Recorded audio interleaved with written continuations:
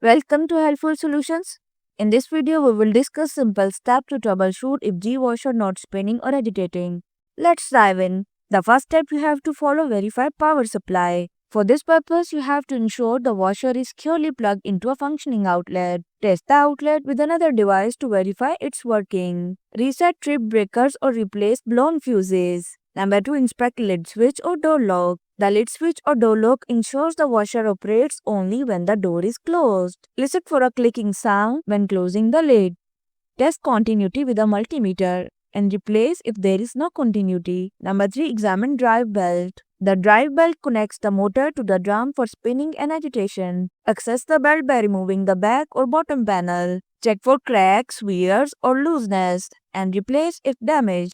Number 4. Assess motor coupling. The motor coupling connects the motor to the transmission and may fail if overloaded. Assess it by removing the washer's cabinet or panel. Replace the coupling if worn or broken. Number 5. Evaluate drive motor. The drive motor powers the drum for spinning and agitation. Listen for humming or grinding noises. Test motor continuity with a multimeter.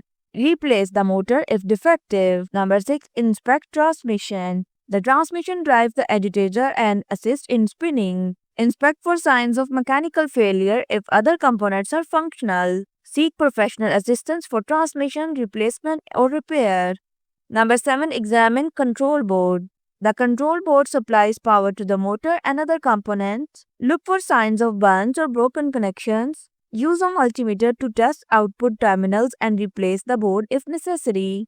Number 8. Perform a motor reset. Resetting the motor can resolve minor glitches preventing spinning or agitation. Ensure the lid is fully closed each time during the reset sequence. Number 9. Consult user manual. The manual provides model-specific instructions and diagram to locate components. Use it to cross-check the troubleshooting process for your washer. Number 10. Seek professional assistance. If none of the above steps resolve the issue, it may indicate a more complex problem requiring professional repair. And there you have it. If you found my video helpful, please like, share and subscribe to my channel for more practical tips.